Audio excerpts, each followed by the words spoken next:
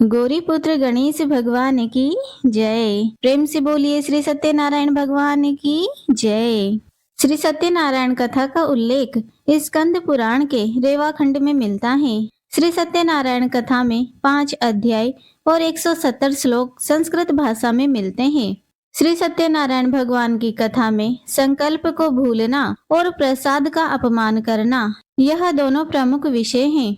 सत्यनारायण भगवान की कथा के 5 अध्यायों में बताया गया है कि सत्य का पालन ना करने से कई प्रकार की समस्याएं आती हैं। इसीलिए सदैव सत्य व्रत का पालन करना चाहिए। श्री सत्यनारायण भगवान की कथा भगवान श्री विष्णु के सत्यनारायण रूप की महिमा और कृपा का वर्णन करती है। इसका श्रवण और पाठ जीवन में सुख समृद्धि, शांति और हर प्रकार की समस्याओं से मुक्ति की कामना के लिए किया जाता है। कथा के पीछे ऐसा विश्वास है कि सत्य की आराधना और भगवान की महिमा का गुणगान करने से भक्तों के सारे कष्ट दूर हो जाते हैं और उनके जीवन में सदैव सुख और समृद्धि बनी रहती है। प्रिय श्रोताओं, आज हम इसी विश्वास और श्रद्धा के साथ इस पवित्र कथा का आयोजन कर रहे हैं ताकि हम सब पर भगवान सत्यनारायण की कृपा बनी रहे और हम सभी के जीवन में सुख शांति और समृद्धि का आगमन हो। अब हम सभी मिलकर भगवान की इस पावन कथा का श्रवण करते हैं और भगवान से प्रार्थना करते हैं कि वे हमारे सभी मनोरथ को पूर्ण करें। कथा से पहले हम सब भगवान सत्यनारायण का ध्यान करते हैं, जिनका स्वरूप शांति से पूर्ण है, जो शेष नाग पर शयन करते हैं और जिनकी नाभि में कमल है। वे देवताओं के ईश्वर हैं, जो समस्त संसार का आधार है, जो आकाश के समान असीमित है, जिनका रंग मेघ यथार्थ बादलों के समान है और जिनका रूप शुभ है, जो श्री लक्ष्मी जी के पति हैं, जिनके नेत्र कमल के समान सुंदर हैं, जो योगियों के ध्यान में सदैव विराजमान रहते हैं। हम सब उन भगवान श्री विष्णु की वंदना करते हैं, जो संसार के सभी भयों का नाश करने वाले और समस्त लोकों के एकमात्र स्वामी हैं। प्रेम से बोलिए श्री सत्यनारायण भगवान की जय, श्री लक्ष्मी नारायण भगवान की जय। पौराणिक कथा के अनुसार एक समय नैमिषारण्य तीर्थ में शौनकादिक 88,000 ऋषियों ने श्री सूत जी से कहा, हे प्रभु, इस कलयुग में वेद विद्या रहित मनुष्यों को प्रभु भक्ति किस प्रकार मिलेगी और उनका उद्धार कैसे होगा। हे मुनि श्रेष्ठ, कोई ऐसा तप कहिए जिससे थोड़े समय में पुण्य प्राप्त होवे और मनवांचित फल मिले। ऐसी कथा को सुनने की हमारी इच्छा है। सर्वशास्त्र ज्ञाता श्री सूत जी बोले, हे वैष्णव में श्रेष्ठ, आप सभी ने प्राणियों के हित की बात पूछी है। अब मैं उस श्रेष्ठ व्रत को आप लोगों से कहूँगा, जिस व्रत को नारद जी ने श्री लक्ष्मी नारायण भगवान से पूछा था और लक्ष्मीपति ने मुनि श्रेष्ठ नारद जी से कहा था। सो ध्यान पूर्वक सुनो। एक समय योगी राज नारद जी दूसरों के हित की इच्छा से अनेक लोकों में घूमते हुए मृत्यु लोक में आ पहुँचे। यहाँ अनेक योनियों में जन्मे हुए प्राय सभी मनुष्यों को अपने कर्मों के अनुसार अनेक दुखों से पीड़ित देखकर सोचा कि किसी यत्न के करने से निश्चय ही प्राणियों के दुखों का नाश हो सकेगा। ऐसा मन में सोचकर देवर्षि मुनि श्री विष्णु लोक को गए। वहां श्वेत वर्ण और 4 भुजाओं वाले देवों के ईश नारायण को देखकर, जिनके हाथों में शंख चक्र गदा और पद्मे थे तथा वरमाला पहने हुए थे, स्तुति करने लगे। भगवान, आप अत्यंत शक्ति से संपन्न हैं। मन तथा वाणी भी आपको नहीं पा सकती। आपका आदि मध्य अंत भी नहीं है। आप निर्गुण स्वरूप, सृष्टि के आदि भूत और भक्तों के सभी दुखों को नष्ट करने वाले हो। आपको मेरा नमस्कार है। नारद जी से इस प्रकार की स्तुति सुनकर भगवान श्री विष्णु बोले, हे मुनि श्रेष्ठ, आपके मन में क्या है? आपका किस काम के लिए आगमन हुआ है? निसंकोच कहिए। तब नारद मुनि बोले, प्रभु, मृत्यु लोक में सब मनुष्य जो अनेक योनियों में पैदा हुए हैं, अपने अपने कर्मों के द्वारा अनेक प्रकार के दुखों से दुखी हो रहे हैं। हे नाथ, यदि आप मुझ पर दया रखते हो तो बतलाएं कि उन मनुष्यों के सब दुख थोड़े ही प्रयत्न से कैसे दूर हो सकते हैं। तब श्री विष्णु भगवान जी बोले, हे नारद, मनुष्यों की भलाई के लिए तुमने बहुत अच्छी बात पूछी है। जिस काम को करने से मनुष्य मोह से छूट जाता है वह मैं कहता हूँ, सुनो। बहुत पुण्य देने वाला, स्वर्ग तथा मृत्यु लोक दोनों में दुर्लभ एक अत्यंत उत्तम व्रत है। आज मैं प्रेम वश होकर तुमसे कहता हूँ, श्री सत्यनारायण भगवान का यह व्रत अच्छी तरह विधि पूर्वक करके मनुष्य धरती पर आयु प्रयत्न सुख भोग कर मरने पर मोक्ष को प्राप्त होता है। श्री भगवान के वचन सुनकर नारद मुनि बोले, हे भगवान, उस व्रत का क्या फल है, क्या विधान है, और किसने यह व्रत किया है, और किस दिन यह व्रत करना चाहिए, विस्तार पूर्वक कहिए। भगवान विष्णु बोले, हे नारद, दुख शोक आदि को दूर करने वाला, धन धान्य को बढ़ाने वाला, सौभाग्य तथा संतान को देने वाला, यह सब स्थानों पर विजय दिलाने वाला है। भक्ति और श्रद्धा के साथ किसी भी दिन मनुष्य श्री सत्यनारायण भगवान की प्रातः काल के समय ब्राह्मणों और बंधुओं के साथ धर्म परायण होकर पूजा करे। भक्ति भाव से नैवेद्य, केले का फल, शहद, घी, दूध और गेहूं का आटा सवाया लेवे। गेहूं के अभाव में साटी का चूर्ण भी ले सकते हैं और सब पदार्थों को भगवान को अर्पण कर देवे तथा बंधुओं सहित ब्राह्मण को भोजन करावे। पश्चात स्वयं भोजन करें। रात्रि में नृत्य गीत आदि का आयोजन कर सत्यनारायण भगवान का ध्यान करते हुए समय बिताए।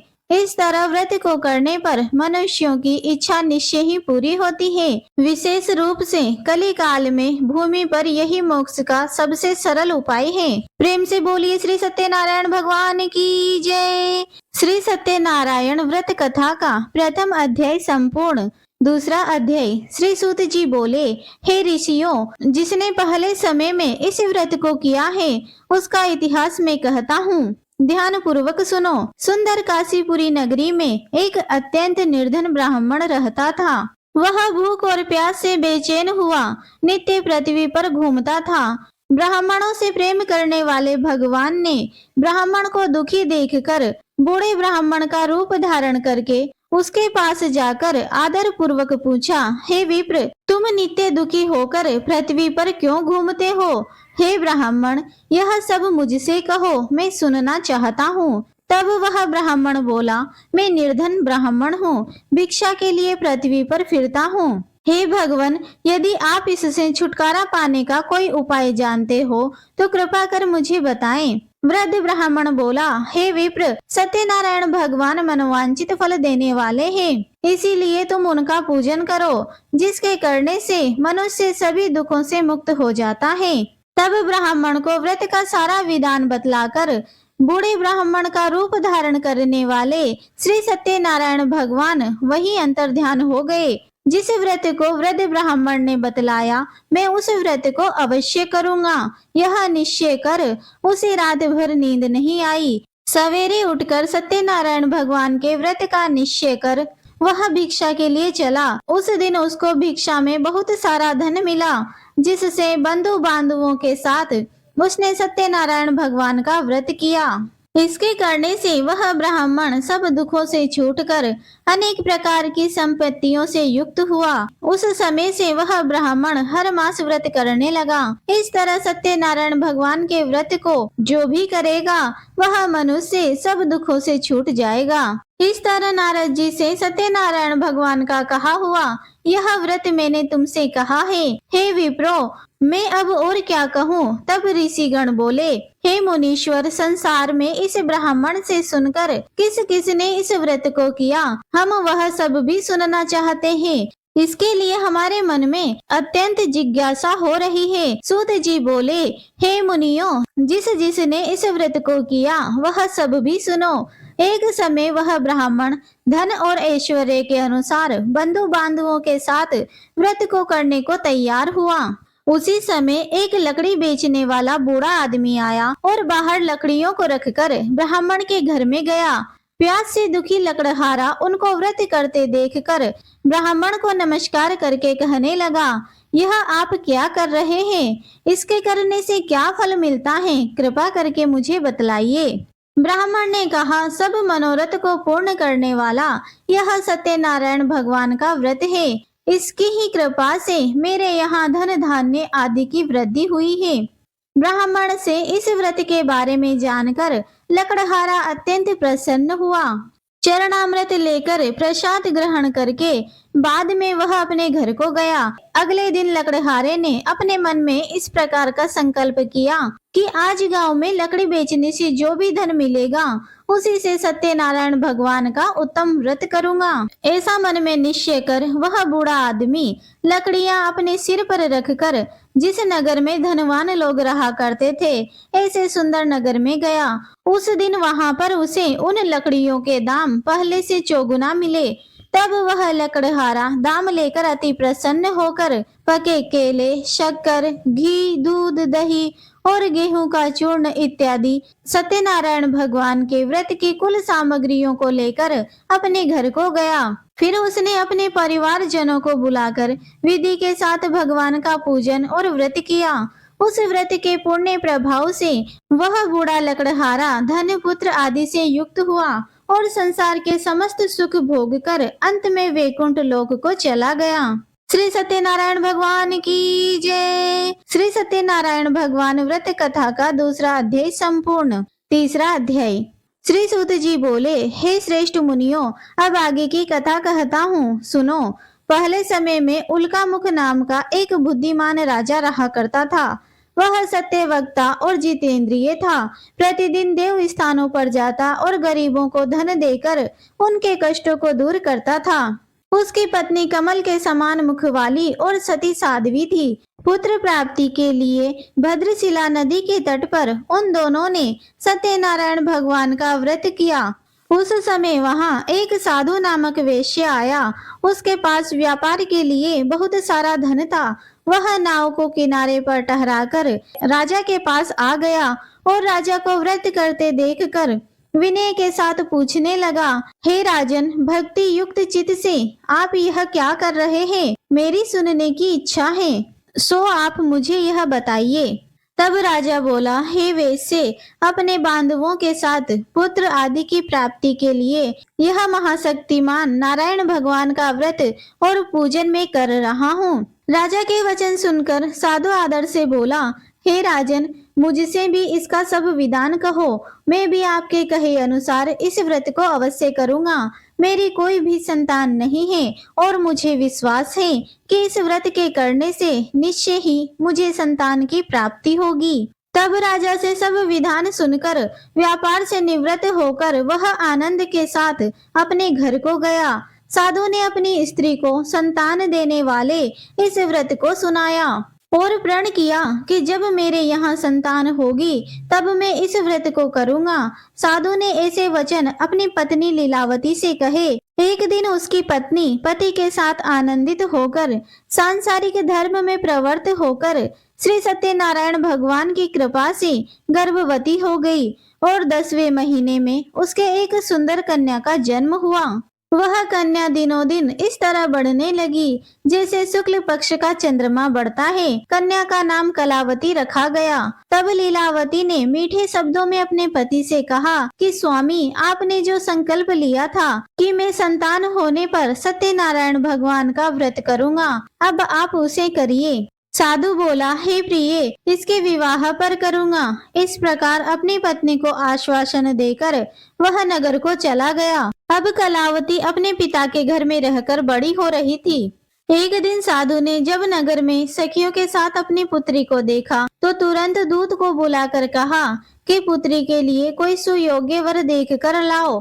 साधु की आज्ञा पाकर दूत कंचन नगर पहुंचा और वहां पर बहुत खोज कर बहुत देखभाल कर कन्या के लिए सुयोग्य वणिक पुत्र को ले आया। उस सुयोग्य युवक को देखकर साधु ने अपने बंधु बांधवों सहित प्रसन्नचित होकर अपनी पुत्री का विवाह उसके साथ कर दिया। किंतु दुर्भाग्य से विवाह के समय भी वह उस व्रत को करना भूल गया। तब श्री सत्यनारायण भगवान क्रोधित हो गए। और साधु को श्राप दे दिया कि तुम्हें दारुण दुख प्राप्त होगा। अपने कार्य में कुशल साधु वैश्य अपने जमाता सहित समुद्र के समीप स्थित रत्नपुर नगर में गया और वहां दोनों ससुर जमाई चंद्रकेतु राजा के उस नगर में व्यापार करने लगे।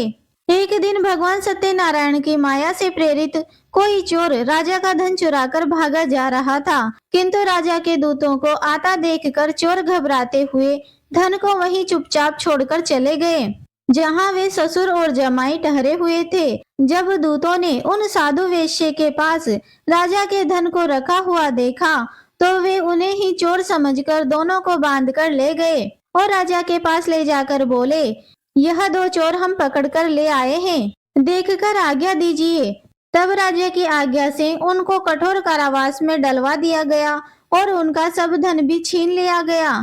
सत्यनारायण भगवान के श्राप के कारण साधु वैश्य की पत्नी और पुत्री भी इधर घर में बहुत दुखी रहने लगी। उनके घर पर जो भी धन था चोर चुरा कर ले गए। शारीरिक और मानसिक पीड़ा तथा भूख प्यास से अति दुखी होकर और अन्न की चिंता में कलावती एक दिन एक ब्राह्मण के घर गई।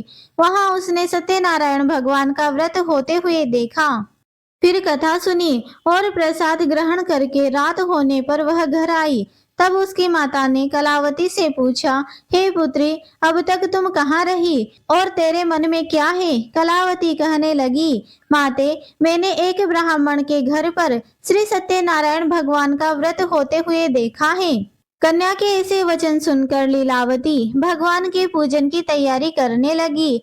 लीलावती ने परिवार और बांधवों सहित श्री सत्यनारायण भगवान का पूजन किया और वर मांगा कि मेरे पति और दामाद शीघ्र आ जाएं। साथ ही प्रार्थना की कि हम सबका अपराध क्षमा करो। सत्यनारायण भगवान इस व्रत से संतुष्ट हो गए और राजा चंद्रकेतु के स्वप्न में दर्शन देते हुए कहा, हे राजन, तुमने जिन दोनों वेश्यों को बंदी बना रखा है वे निर्दोष हैं।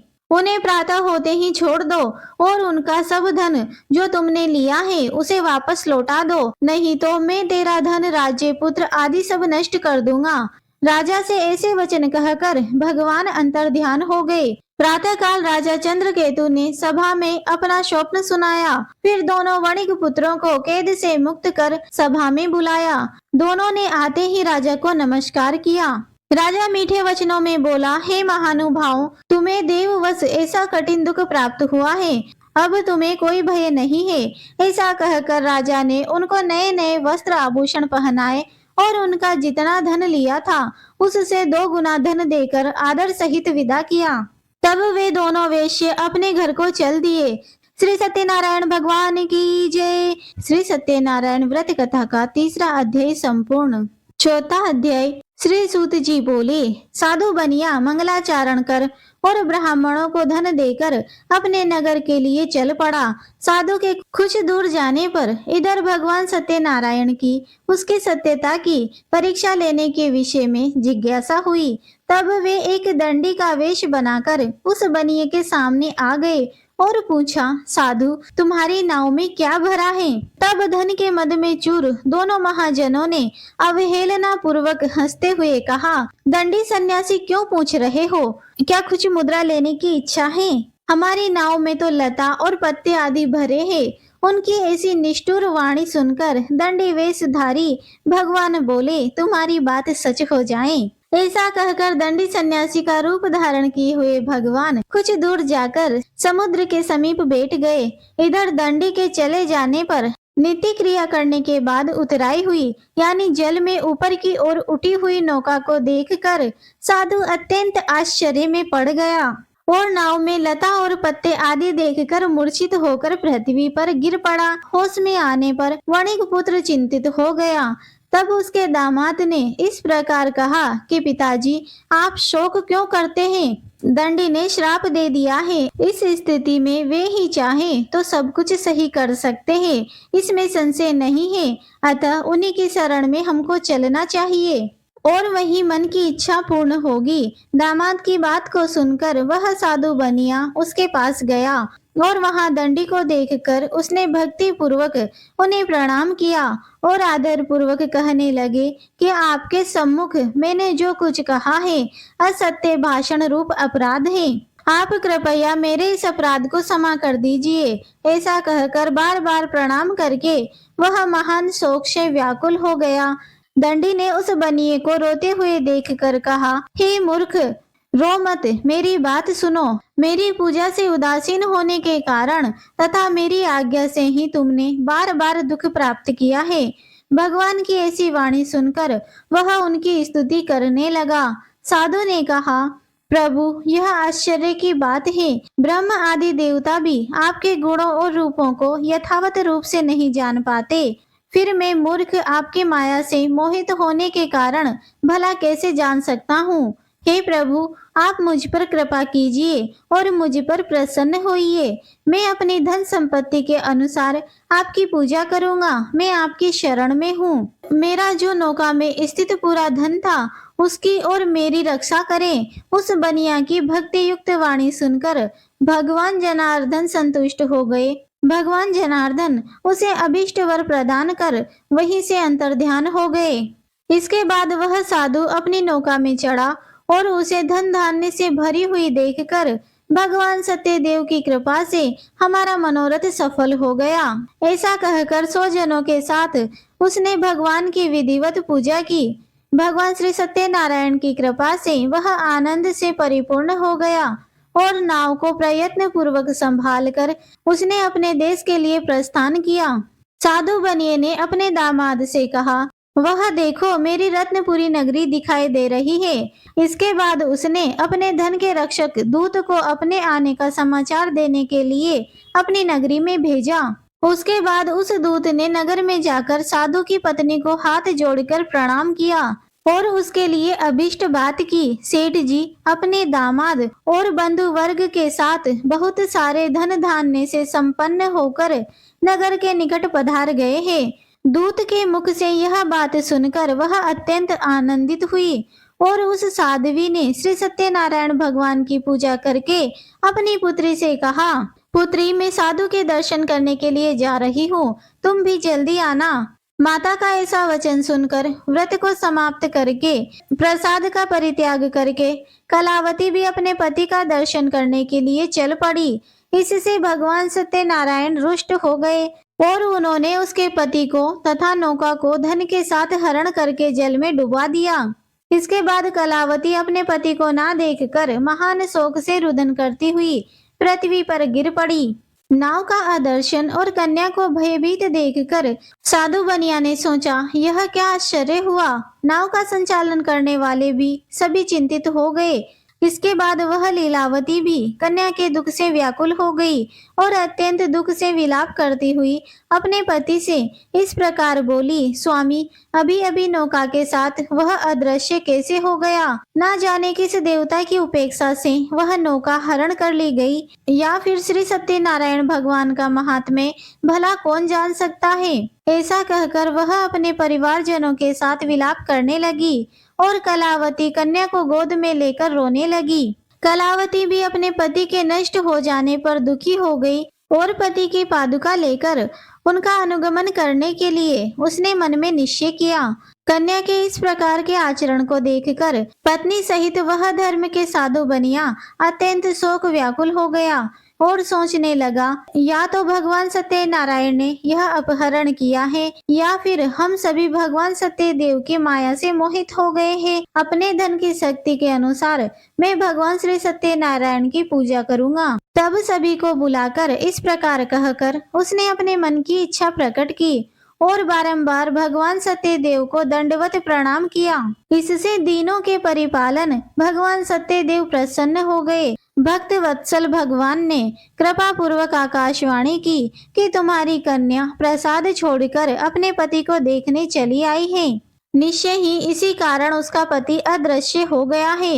यदि घर जाकर यह प्रसाद ग्रहण करके वापस आए तो हे साधु बनिया, तुम्हारी पुत्री पति को प्राप्त करेगी, इसमें संशय नहीं है।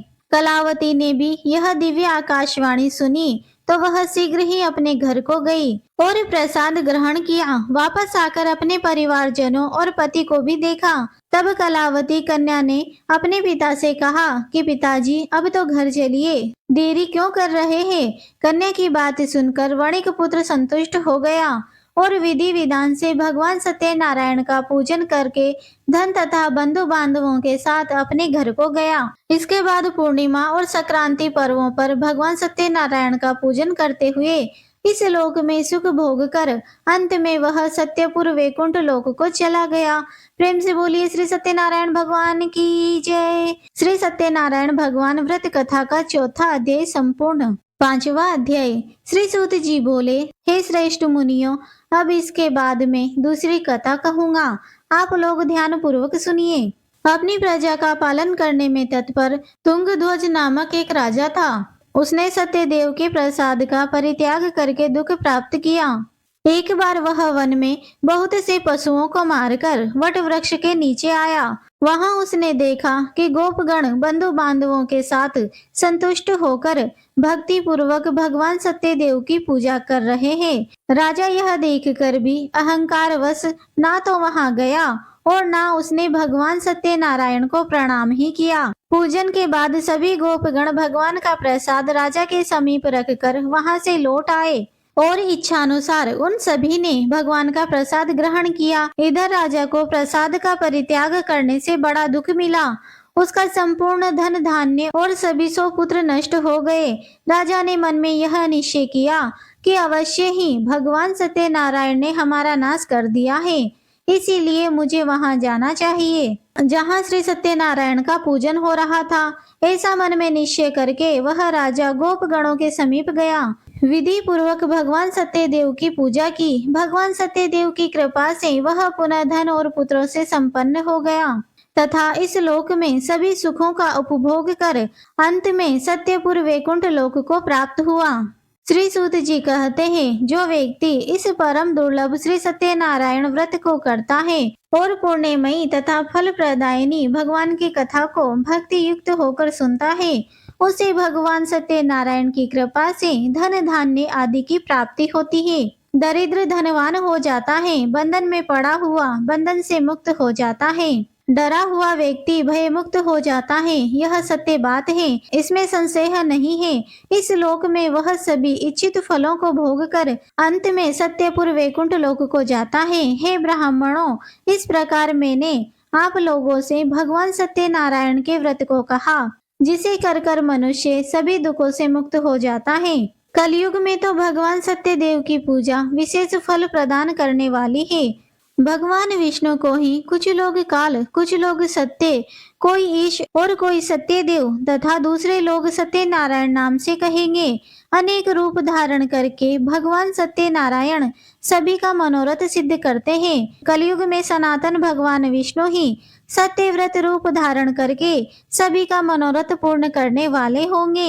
हे श्रेष्ठ मुनियों, जो व्यक्ति नित्य भगवान सत्यनारायण की इस व्रत कथा को पढ़ता है, सुनता है, भगवान सत्यनारायण की कृपा से उसके सभी पाप नष्ट हो जाते हैं। हे मुनीश्वर, पूर्व काल में जिन लोगों ने भगवान सत्यनारायण का व्रत किया था, उसके अगले जन्म का वृतांत कहता हूँ, आप लोग सुनिए। महान प्रजा संपन्न सतानंद नाम के ब्राह्मण सत्यनारायण व्रत करने के प्रभाव से दूसरे जन्म में सुदामा नामक ब्राह्मण हुए और उस जन्म में भगवान श्री कृष्ण का ध्यान करके उन्होंने मोक्ष को प्राप्त किया। लकड़हारा भील गुहों का राजा हुआ और अगले जन्म में उसने भगवान श्री राम की सेवा करके मोक्ष प्राप्त किया। महाराज उल्का मुख दूसरे जन्म में राजा दशरथ हुए, जिन्होंने श्री रंगनाथ जी की पूजा करके अंत में वैकुंठ प्राप्त किया। इस प्रकार धार्मिक और सत्यव्रत साधु पिछले जन्म के सत्यव्रत के प्रभाव से अपने दूसरे जन्म में मोरध्वज नामक राजा हुए। उसने आर्य से चीरकर अपने पुत्र की आदि देह भगवान विष्णु को अर्पित कर मोक्ष प्राप्त किया। महाराज तुंगध्वज जन्मांतर में स्वयंभू मनु हुए और भगवत संबंधी संपूर्ण कार्यों का अनुष्ठान करके वैकुंठ लोक को प्राप्त हुए। जो गोपगण थे वे सब जन्मांतर में ब्रजमंडल में निवास करने वाले गोप हुए और सभी राक्षसों का संहार करके उन्होंने भी भगवान का शाश्वत धाम गोलोक प्राप्त किया। प्रेम से बोलिए श्री सत्यनारायण भगवान की जय, श्री लक्ष्मी नारायण भगवान की जय। श्री सत्यनारायण भगवान कथा का पंचम अध्याय संपूर्ण और इसी के साथ कथा समाप्त हुई। प्रेम से बोलिए श्री सत्यनारायण भगवान की जय।